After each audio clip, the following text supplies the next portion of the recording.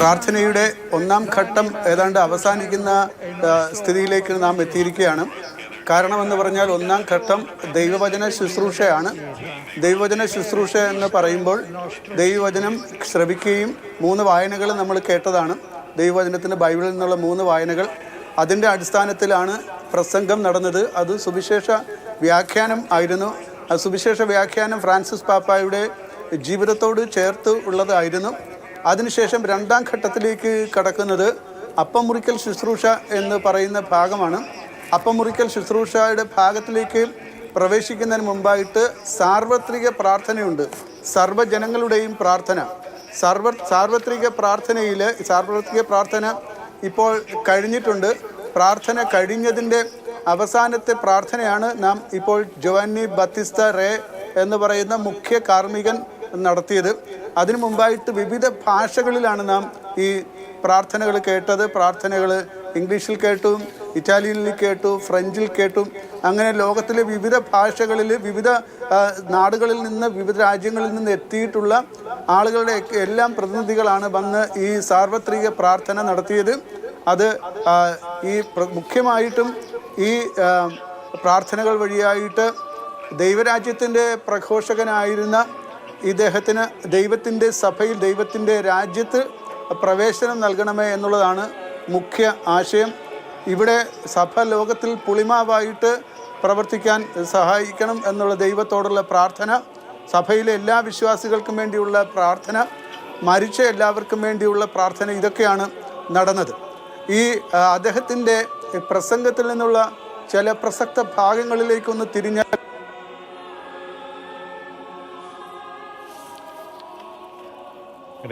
Francis മാർപ്പാപ്പയുടെ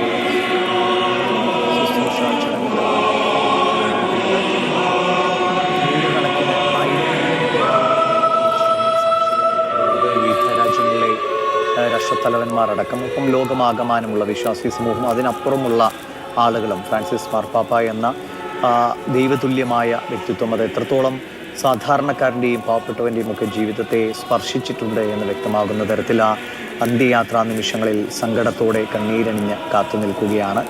ഓരോ ചടങ്ങുകൾ അത് കൃത്യമായ പരമ്പരാഗതമായി നൂറ്റാണ്ടുകൾ പഴക്കമുള്ള ആ ചടങ്ങുകൾ അതിൻ്റെ കൃത്യതയോടുകൂടി തുടരുന്ന കാഴ്ചകളാണ് നമ്മൾ വത്തിക്കാനിൽ നിന്ന് കാണുന്നത്. അദ്ദേഹം എപ്പോഴും സമാധാനത്തിൻ്റെയും ശാന്തിയുടെയും പക്ഷത്ത് നിലയുറപ്പിച്ചു നിന്നയാളാണ്. എന്ത് വികസനം ഉണ്ടാകുമ്പോഴും അത് സമൂഹത്തിലെ എല്ലാ ആളുകളിലേക്കും ആ വികസനത്തിൻ്റെ നന്മകൾ, ഗുണങ്ങൾ എത്തിച്ചേരണം. അതിൽ പണക്കാരനെന്നോ പാവപ്പെട്ടവനെന്നോ ഭേദമില്ലാതെ എല്ലാ മനുഷ്യർക്കും അതിൻ്റെ ഗുണഗണങ്ങൾ ഒരുപോലെ ലഭിക്കണമെന്ന് എപ്പോഴും അദ്ദേഹം പറഞ്ഞിരുന്നു. രാജ്യങ്ങൾ തമ്മിലുള്ള സ്വാരസ്യങ്ങൾ അത് യുദ്ധങ്ങളിലേക്ക് പോകുമ്പോൾ അതിൽ വലിയ ആശങ്ക അദ്ദേഹം എപ്പോഴും പ്രകടിപ്പിച്ചിരുന്നു. പരമാവധി സമാധാനത്തിൻ്റെ പാതയിലേക്ക് മടങ്ങി വരണമെന്ന് അദ്ദേഹം എപ്പോഴും ആഹ്വാനം ചെയ്തിട്ടുണ്ട്. അഭയാർത്ഥികൾക്ക് മുന്നിൽ വാതിലുകൾ കൊട്ടിയടയ്ക്കപ്പെടരുതേ എന്ന് അദ്ദേഹം എപ്പോഴും ലോക മനസ്സാക്ഷിയോട് പറഞ്ഞുകൊണ്ടേയിരുന്നു. ഭിന്ന ലൈംഗികതയിലുള്ളവർ, സ്ത്രീകൾ, പാവപ്പെട്ടവർ അല്ലെങ്കിൽ ഭിന്നശേഷിക്കാർ, അങ്ങനെ സമൂഹത്തിൽ പലപ്പോഴും വലിയ പ്രതിസന്ധികളിലേക്കും ദുർഘടമായ പാതകളിലേക്കും തള്ളിവിടപ്പെട്ടു പോകുന്ന മനുഷ്യരെ സാധാരണ മനുഷ്യരുടെ ജീവിതത്തിലേക്ക് എന്ന പോലെ തിരികെ കൊണ്ടുവരാൻ എപ്പോഴും കൂട്ടായ പ്രവർത്തനം വേണം. അതിന് രാജ്യങ്ങളെന്നോ മതവിഭാഗങ്ങളെന്നോ മറ്റ് വേർതിരിവുകളൊന്നുമില്ലാതെ ലോകമൊന്നാകെ അതിനായി അണിനിരക്കണമെന്ന് എപ്പോഴും ലോകത്തോട് പറഞ്ഞുകൊണ്ടേയിരുന്ന ഫ്രാൻസിസ് മാർപ്പാപ്പ വിടവാങ്ങുമ്പോൾ അത് മനുഷ്യകുലത്തിന് സമാധാനത്തിൻ്റെ പാത വെട്ടിത്തുറന്ന, അല്ലെങ്കിൽ സമാധാനത്തിൻ്റെ പാതയിലേക്ക് എപ്പോഴും നമ്മൾ നടന്നെടുത്തുകൊണ്ടേയിരിക്കണമെന്ന് നമ്മളോട് നിരന്തരം പറഞ്ഞുകൊണ്ടിരുന്ന ഒരു വലിയ മനുഷ്യൻ്റെ വിടവാങ്ങൽ എന്ന നിലയ്ക്കാണ് ലോകം ഫ്രാൻസിസ് മാർപ്പാപ്പയുടെ വിയോഗത്തെ കാണുന്നത്. അതുകൊണ്ട് തന്നെയാണ് ലോകമാകമാനം ഉള്ള രാഷ്ട്ര നേതാക്കൾ അങ്ങോട്ടേക്ക് എത്തി രാജ്യത്തിൻ്റെ ഓരോ രാജ്യത്തിൻ്റെയും അവിടുത്തെ ജനതയുടെയും ആദരവ് അല്ലെങ്കിൽ അന്ത്യാഭിവാദ്യം അവിടെ വത്തിക്കാനിൽ അർപ്പിക്കുന്ന കാഴ്ചയെ നമ്മൾ കണ്ടുകൊണ്ടിരിക്കുന്നത്. രാഷ്ട്രപതി ദ്രൗപദി മുർമുവാണ് ഇന്ത്യൻ സാന്നിധ്യമായി, നമ്മുടെ രാജ്യത്തിൻ്റെ ഏറ്റവും പരമപ്രതീകമായ സാന്നിധ്യമായി അവിടെയുള്ളത്. ഒപ്പം തന്നെ വലിയൊരു സംഘവും, ജോർജ് കുര്യൻ അടക്കമുള്ള സംഘവും രാഷ്ട്രപതിയെ അനുഗമിക്കുന്നുണ്ട്. മറ്റ് രാജ്യങ്ങളിൽ നിന്നൊക്കെയുള്ള പ്രധാന നേതാക്കൾ അവിടെ എത്തിയിരിക്കുന്നു. വത്തിക്കാനിലെ ജനങ്ങൾ എന്നതിലുപരി ലോകമാകമാനമുള്ള ക്രൈസ്തവ വിശ്വാസികളും മറ്റു മതവിഭാഗങ്ങളും ഒക്കെ ഏറെ ബഹുമാനത്തോടെ മാത്രം എന്ന് നോക്കിക്കണ്ട, അല്ലെങ്കിൽ എപ്പോഴും അദ്ദേഹത്തിൻ്റെ വാക്കുകളെ വളരെ ബഹുമാനത്തോടെ ആദരവോടുകൂടി കേട്ട നൂറുകണക്കിന് മനുഷ്യർ, അവരെല്ലാവരും ഈ അന്ത്യയാത്രയുടെ നിമിഷങ്ങളെ വേദനയോടെ കാണുന്നു. പക്ഷെ അപ്പോഴും പറയുകയാണ്, ജീവിതം ക്രിസ്തുവാണ്, അതല്ലെങ്കിൽ ക്രിസ്തുവിൻ്റെ ജീവിതമാണ്, മരണം എന്നത് നേട്ടമാണ്, അത് ദൈവത്തിങ്കലേക്കുള്ള യാത്രയാണ് എന്ന് അദ്ദേഹം എപ്പോഴും പറയുമായിരുന്നു. ആ ഒരു മരണം എന്നത് ദൈവ സാക്ഷാത്കാരമായി അല്ലെങ്കിൽ ദൈവത്തിലേക്കുള്ള യാത്രയായി പരിണമിക്കുമ്പോൾ മരണം എന്നതുപോലും അതൊരു ദുഃഖത്തിൻ്റെ ഛായയിലല്ല, അല്ലെങ്കിൽ ഒരു സാക്ഷാത്കാരത്തിൻ്റെ വലിയ ഒരു ഭവ്യമായ നിമിഷമായിട്ടാണ് വിശ്വാസി സമൂഹവും ഒക്കെ കാണുന്നത്. കൊണ്ട് അദ്ദേഹത്തെ നിറഞ്ഞ മനസ്സോടെ യാത്ര അയക്കുകയാണ്. ശുശ്രൂഷയുടെ ഒരു ഘട്ടമാണ് ഇപ്പോൾ പിന്നിട്ടുകൊണ്ടിരിക്കുന്നത്. നേരത്തെ പറഞ്ഞ പോലെ തന്നെ അദ്ദേഹം എത്രത്തോളം ലാളിത്യത്തോടു കൂടി ആഗ്രഹിച്ചുവോ തൻ്റെ മരണശുശ്രൂഷ. അദ്ദേഹവും ചേർന്ന് എഴുതിയ ഒരു ദൈവശാസ്ത്ര വിചിന്തനം ആണ് ലൂമൻ വിശ്വാസത്തിൻ്റെ വെളിച്ചം എന്ന് പറയുന്ന ആ ചാക്രിക ലേഖനം 2013 എഴുതിയത്. അതിനുശേഷം 2015 ഇവിടെ പലവട്ടം ഫ്രാൻസിസ് പാപ്പായുടെ ഭൂമിയോടുള്ള ആഭിമുഖ്യത്തെക്കുറിച്ച് പറയുകയുണ്ടായല്ലോ. ലൗദാത്തോ സി എന്ന് പറയുന്ന ചാക്രിക ലേഖനം 2015 എഴുതുകയുണ്ടായി. 2015 എഴുതിയ ഈ ചാക്രിക ലേഖനത്തിലെ വളരെ സുന്ദരമായ ഒരു പ്രയോഗമാണ് എർത്ത് അവർ കോമൺ ഹോം, നമ്മുടെ പൊതുഭവനമായ ഭൂമി എന്നുള്ളത്. പൊതുഭവനമായ ഭൂമി എന്നുള്ളത് വളരെ പ്രധാനപ്പെട്ട ഒരു സങ്കല്പമാണ്.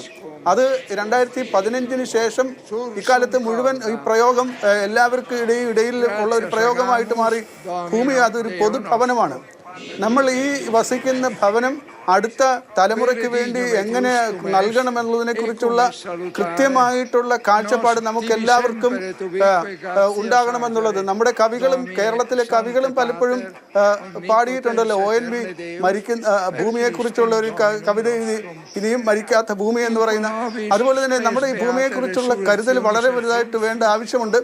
2015 ലൗദാത്തോ സി അങ്ങേക്ക് സ്തുതി എന്ന് പറയുന്ന ചാക്രിക ലേഖനം എഴുതിയതിനു ശേഷം കോപ്പ് മീറ്റിംഗിൽ അതിന്റെ സ്വാധീനം ശക്തമായി ഉണ്ടായി. അതുകൊണ്ടാണ് കാർബൺ എമിഷൻ, കാർബൺ ബഹിർഗമനം വളരെ കുറയ്ക്കേണ്ട ആവശ്യം ഉണ്ടെന്നുള്ള ചിന്ത വന്നു ചേർന്നത്. കാർബൺ എമിഷൻ കുറയ്ക്കണം. അതിനുശേഷം 2022 അദ്ദേഹം പിന്നെയും ഒരു ചാക്രിക ലേഖനം, ഒരു അപ്പസ്തോലിക ആഹ്വാനം എഴുതി. അപ്പസ്തോലിക ആഹ്വാനത്തിൽ അത് ലൗദാത്ത ദൈവത്തെ സ്തുതിക്കുമെന്നാണ്. ആ ലേഖനത്തിലും അപ്പസ്തോലിക ആഹ്വാനത്തിലും ഈ ഭൂമിയെ സംരക്ഷിക്കേണ്ട, അടുത്ത തലമുറയ്ക്ക് വേണ്ടി ഈ ഭൂമി സംരക്ഷിക്കപ്പെടേണ്ടത് അത്യാവശ്യമാണെന്നുള്ള രീതിയിൽ അദ്ദേഹം സംസാരിക്കുകയുണ്ടായി. അത് ഇന്ന് ലോകം ശ്രമിക്കാൻ തയ്യാറാകുകയും ചെയ്യുന്നുണ്ട്. അപ്പോൾ ഈ ഭൂമിയെക്കുറിച്ചുള്ള സങ്കല്പം വളരെ സുന്ദരമായിട്ട് ഫ്രാൻസിസ് പാപ്പായുടേതാണ്. ആ സങ്കല്പം സാധാരണ പൊതുസമൂഹത്തെ മുഴുവൻ സാമ്പത്തിക സമൂഹത്തെയും രാഷ്ട്രീയ സമൂഹത്തെയും ഒക്കെ വ്യക്തമായിട്ട് ബാധിച്ചിട്ടുണ്ട്. അതിൻ്റെ അനുരണനങ്ങൾ നമ്മൾ കണ്ടു തുടങ്ങിയിട്ടുണ്ട് എന്നുള്ളത്. കാർബൺ എമിഷൻ എത്രമാത്രം കുറയ്ക്കാൻ സാധിക്കും അത്രമാത്രം കുറയ്ക്കേണ്ട ആവശ്യമുണ്ട്. അത് ധനികരായ രാഷ്ട്രങ്ങൾ കൂടുതൽ കാർബൺ എമിഷനിലേക്ക് കടക്കുന്നു. ദരിദ്ര രാഷ്ട്രങ്ങൾക്ക് അത് ഇല്ല എന്നുള്ള യാഥാർത്ഥ്യം അംഗീകരിക്കണം. ആഫ്രിക്കയിലും ഏഷ്യയിലുമുള്ള രാഷ്ട്രങ്ങളല്ല ഈ കാർബൺ എമിഷൻ്റെ അല്ലെങ്കിൽ കാലാവസ്ഥാ വ്യതിയാനത്തിന് കാരണമായിട്ട് നിൽക്കുന്നത്. യൂറോപ്പിലും അതുപോലെ തന്നെ വെസ്റ്റിലുമുള്ള രാജ്യങ്ങൾ ആണ് അതിന് കാരണമായിട്ട് നിൽക്കുന്നതെന്ന് വ്യക്തമായിട്ട് ഫ്രാൻസിസ് പാപ്പ പറയുകയുണ്ടായി. എന്നാൽ അതിനെതിരായിട്ട് നിൽക്കുന്ന ഒരുപാട് ലോക നേതാക്കളും ഉണ്ടെന്നുള്ള യാഥാർത്ഥ്യം നാം മനസ്സിലാക്കുകയും ചെയ്യുന്നുണ്ട്. ആ ഭൂമിയോടുള്ള കരുതൽ വളരെ പ്രധാനപ്പെട്ടതായിട്ട് ഫ്രാൻസിസ് പാപ്പ കരുതി. ഇനി വരുന്നൊരു തലമുറയ്ക്ക് ഇവിടെ വാസം സാധ്യമോ? നമ്മുടെ കവികൾ പാടിയതാണ്. ഇനി വരുന്ന തലമുറയ്ക്ക് ഇവിടെ വാസം സാധ്യമാക്കി തീർക്കേണ്ടതുണ്ട്. നമുക്ക് മാത്രം ഉപയോഗിച്ച് തീർക്കാനുള്ളതല്ല ഈ ഭൂമിയുടെ വിഭവങ്ങൾ എന്നുള്ള ബോധ്യത്തോടു കൂടി ജീവിക്കേണ്ട ആവശ്യമുണ്ടെന്ന് ഫ്രാൻസിസ് പാപ്പ ലോക നേതാക്കളുടെ മധ്യേ പറയാനായിട്ട് തയ്യാറായി എന്ന് കരുതണം. അതിൻ്റെയൊക്കെ ഭാഗമായിട്ട് തന്നെയാണ് എല്ലാ ബോർഡറുകളും തുറക്കണമെന്ന് പറഞ്ഞത്.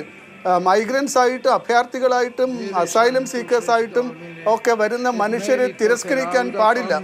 ഒരു വശത്ത് അപ്രകാരമുള്ള മനുഷ്യരെ തിരിച്ചയക്കാനും അവർ ചങ്ങലകളിട്ട് ബന്ധിച്ച് തിരിച്ചയക്കാനും ഒക്കെ ശ്രമങ്ങൾ വലിയ നേതാക്കന്മാർ ചെയ്തുകൊണ്ടിരിക്കുമ്പോൾ അതിനെയൊക്കെ അത് തെറ്റാണ്, അത് ശരിയല്ല.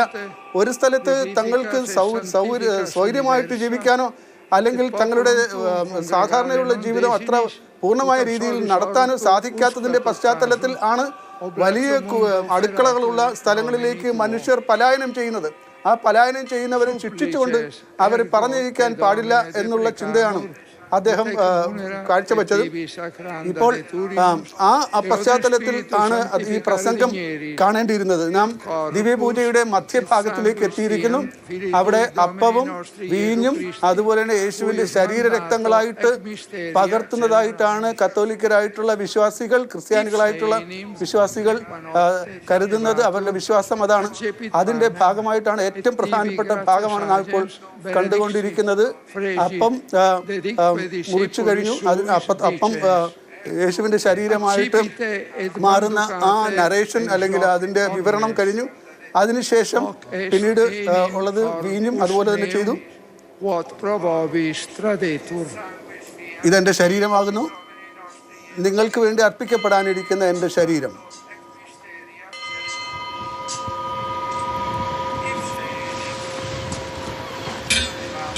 നിങ്ങൾക്ക് വേണ്ടി അർപ്പിക്കപ്പെടാനിരിക്കുന്ന എൻ്റെ ശരീരം എന്ന് പറഞ്ഞിട്ട് ഓസ്തി എടുത്ത് ജനത്തിനെ കാണിക്കുന്ന കാണുന്നത്.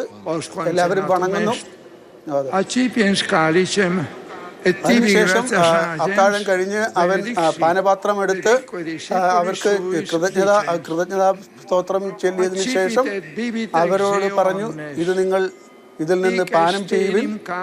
ഇത് എൻ്റെ പുതിയ ഉടമ്പടിയിലെ അനേകർക്ക് വേണ്ടി, എല്ലാവർക്കും വേണ്ടി ചിന്തപ്പെടുന്ന എൻ്റെ രക്തം ആണ്. ഇത് ലത്തീൻ ഭാഷയിലാണ് അദ്ദേഹം ഇപ്പോൾ പറയുന്നത്. സഭയുടെ ഔദ്യോഗിക ഭാഷ ലത്തീൻ ഭാഷയാണ്. ആ ഭാഷയിലാണ് ഇപ്പോൾ ഈ ദിവ്യപൂജയുടെ ഏറ്റവും പ്രധാനപ്പെട്ട ഭാഗം അവതരിപ്പിക്കപ്പെടുന്നത്. അദ്ദേഹം ഈ പാനപാത്രം ഉയർത്തി ജനത്തിൻ്റെ മുമ്പിൽ ഇപ്പോൾ കാണിക്കുന്നത് ആണ്. ഇത് എല്ലാവരും വണങ്ങുകയും ചെയ്യുന്നു. ഇതാണ് ദിവ്യപൂജയുടെ ഏറ്റവും പ്രധാനപ്പെട്ട ഭാഗം. അവിടെയുള്ള വൈദികർ ഇതിൽ പങ്കുചേരുന്നതായിട്ട് നിങ്ങൾ കാണുന്നുണ്ടല്ലോ, സ്ക്രീനിൽ കാണാൻ സാധിക്കും. അതിനുശേഷം പറയുന്നത് മിസ്റ്ററി ഓഫ് ഫെയ്ത്ത്, വിശ്വാസത്തിൻ്റെ ഏറ്റവും പ്രധാനപ്പെട്ട പ്രഖ്യാപനം നടത്തുകയാണ് എന്നാണ്. കർത്താവെ, നീ മരിച്ചു, നിൻ്റെ ഉയർപ്പിൽ ഞങ്ങൾ വിശ്വസിക്കുന്നു, നിൻ്റെ വരവ് ഞങ്ങൾ കാത്തിരിക്കുന്നു. അതാണ് ഏറ്റവും പ്രധാനപ്പെട്ട ഭാഗം എന്ന് പറയുന്ന വിശ്വാസത്തിൻ്റെ ഭാഗം. ദൈവത്തിൻ്റെ പുത്രൻ, ഞങ്ങൾ തൃത്വത്തിൽ ആണ് വിശ്വസിക്കുന്നത്. പിതാവ്, പുത്രൻ, പരിശുദ്ധാത്മാവ്. ദൈവത്തിൻ്റെ രണ്ടാം ആളായ പുത്രൻ തമ്പുരാൻ മനുഷ്യനായി തീർന്നു. മനുഷ്യനായി തീർന്നവൻ മനുഷ്യർക്ക് വേണ്ടി കുരിശിൽ മരിച്ചു. അതിൻ്റെ ഓർമ്മ നിലനിർത്തുന്നത് ആണ് ദിവ്യപൂജ അർപ്പണം എന്ന് പറയുന്നത്. അത് രക്തം ചിന്താതെ തന്നെയുള്ള അർപ്പണം ആണ് നടത്തുന്നത്. അപ്പവും വീഞ്ഞും അവൻ്റെ ശരീരരക്തങ്ങളായിട്ട് രൂപാന്തരപ്പെടുന്ന സാഹചര്യമാണ് ഇവിടെ ഉള്ളത്. അപ്പോൾ അതാണ് തുടരുന്നത്. അപ്പോൾ നേരത്തെ ഞാൻ പറഞ്ഞു വന്ന ഫ്രാൻസിസ് പാപ്പായുടെ ചാക്രിക ലേഖനങ്ങളെക്കുറിച്ച് പറഞ്ഞു. ഒന്നാമത്തെ ചാക്രിക ലേഖനം എന്ന് പറയുന്നത് ലൂമൻ ഫീദേ എന്ന് പറഞ്ഞു, വിശ്വാസത്തിൻ്റെ വെളിച്ചം. രണ്ടാമത്തേത് 2015 അദ്ദേഹം എഴുതിയത് ലൗദാത്തോ സി അങ്ങേക്ക് സ്തുതി, ഭൂമിയെ സംബന്ധിച്ചുള്ള ഒരു ചാക്രിക ലേഖനം ആണ് ഇത് എഴുതിയത്. പൊതുസമൂഹത്തിൽ വളരെയേറെ സ്വാധീനം ചെലുത്തിയ ഒന്നായിരുന്നു അത്. അതിനുശേഷം മൂന്നാമത്തേത് എഴുതിയത് 2020 ആണ്. ആ 2020 എഴുതിയ ആ ചാക്രിക ലേഖനത്തിൽ അദ്ദേഹത്തിന്റെ ആ ചാക്രിക ലേഖനത്തിന്റെ പേര് ഫ്രatelli tutti എന്നാണ്. ഫ്രatelli tutti എന്ന് പറയുന്ന ഈ ചാക്രിക ലേഖനം വളരെ പ്രധാനപ്പെട്ടതാണ്. എല്ലാവരും സഹോദരർ എന്നാണ് അതിൽ പറഞ്ഞത്. എല്ലാവരും സഹോദരർ എന്ന് പറയുന്ന ഈ പ്രയോഗം വാസ്തവത്തില് 12ാം നൂറ്റാണ്ടിൽ ജീവിച്ചിരുന്ന ഫ്രാൻസിസ് അസീസിയുടെ ഒരു പ്രസംഗത്തിൽ നിന്ന് എടുത്തതാണ്. എൻ്റെ പ്രിയപ്പെട്ട സഹോദരർ എല്ലാവരുമേ എന്നാണ് അതിൽ ഉദ്ദേശിച്ചിരിക്കുന്നത്. അതുപോലെ തന്നെ അങ്ങേക്ക് സ്തുതി എന്ന് പറയുന്നത് ഫ്രാൻസിസ് അസീസി ഈ ലോകത്തെ നോക്കിക്കൊണ്ട്, ലോകത്തിനെ അഭിസംബോധന ചെയ്തുകൊണ്ട് ഈ പ്രപഞ്ച വസ്തുക്കളെ ഓർത്ത് അങ്ങേ ഞാൻ സ്തുതിക്കുന്നു എന്ന് പറയുന്നതാണ്. സൂര്യനെയും ചന്ദ്രനെയും ആകാശഗോളങ്ങളെയും ഈ ഭൂമിയിലുള്ള മനുഷ്യരെയും മൃഗങ്ങളെയും വൃക്ഷലതാദികളെയും എല്ലാം ഓർത്തുകൊണ്ട് നിനക്ക് സ്തുതി നൽകുന്നു എന്ന് പറയുന്നതാണ്. ഫ്രാൻസിസ് അസീസിയിലെ വിശുദ്ധ ഫ്രാൻസിസ് വളരെ വലിയ പ്രചോദനമായിട്ടാണ് ഈ ഫ്രാൻസിസ് പാപ്പയുടെ മുന്നിൽ നിന്നത്. കാരണം അദ്ദേഹം ഈ ചരിത്രത്തിൽ ആരും തന്നെ ഒരിക്കലും ഈ പാപ്പാമാര് ഒരിക്കലും ഈ ഫ്രാൻസിസ് എന്നുള്ള പേര് ഈ കഴിഞ്ഞ ഏതാണ്ട് 700-800 വർഷങ്ങളായിട്ട് എടുത്തിട്ടില്ലായിരുന്നു. എന്നാൽ അദ്ദേഹത്തോട് പാപ്പായി തെരഞ്ഞെടുത്തു കഴിഞ്ഞപ്പോൾ അദ്ദേഹത്തോട് ചോദിച്ചു, അങ്ങ് ഏത് പേരാണ് സ്വീകരിക്കാൻ ഉദ്ദേശിക്കുന്നത്? ഉത്തരമായിട്ട് പറഞ്ഞത്, ഞാൻ ഫ്രാൻസിസ് എന്ന പേര് സ്വീകരിക്കാൻ തയ്യാറാകുന്നു. ഫ്രാൻസിസ് എന്ന് പറയുന്ന പേര് വളരെ പ്രധാനപ്പെട്ടതായിരുന്നു അദ്ദേഹത്തെ സംബന്ധിച്ചിടത്തോളം. ദരിദ്രനായ ദാരിദ്ര്യത്തിന്റെ കുമാരിയെ സ്വീകരിച്ച ആളാണ് ഫ്രാൻസിസ് എന്നാണ് അദ്ദേഹത്തിന്റെ ജീവചരിത്രകാരന്മാർ പറയുന്നത്. അപ്പൊ ദരിദ്രനായിട്ട് ജീവിക്കുവാൻ, ദരിദ്ര സഭ ദരിദ്രനായിട്ട് ജീവിക്കുന്നത്, ദരിദ്രർക്ക് വേണ്ടി ജീവിക്കുന്നുള്ള ആ പശ്ചാത്തലത്തിലാണ് എഴുതിയത് ഫ്രാൻസിസ് എന്ന പേരെടുത്തത്. ആ ഫ്രാൻസിസിന്റെ ആഭിമുഖ്യങ്ങൾ ഈ പ്രപഞ്ചത്തോട് മുഴുവൻ, എല്ലാ ജീവജാലങ്ങളോടും അദ്ദേഹം താല്പര്യം കാണിച്ചു എന്നതിന്റെ ഭാഗമായിട്ടാണല്ലോ ഈ ലോകത്തെക്കുറിച്ചുള്ള ഗീതം ദൈവത്തിന്റെ മുമ്പിൽ അവതരിപ്പിച്ചത്. അതുകൊണ്ട് എല്ലാവരും സഹോദരർ ഫ്രatelli tutti എന്ന ലത്തീനിലെ ആ ചാക്രിക ലേഖനത്തിന്റെ പേരുള്ളത്. അത് ഒപ്പിടാൻ വേണ്ടി ഫ്രാൻസിസ് പാപ്പ അസീസിയിലെ ഫ്രാൻസിസിന്റെ ശവകുടീരത്തിന്റെ മുകളിൽ കൊണ്ടുവച്ച് ആ ലേഖനം കൊണ്ടുവച്ച് അവിടെ വെച്ച് 2020 ഒക്ടോബർ മാസം 3-ാം തീയതി ഒപ്പിടുകയുണ്ടായി.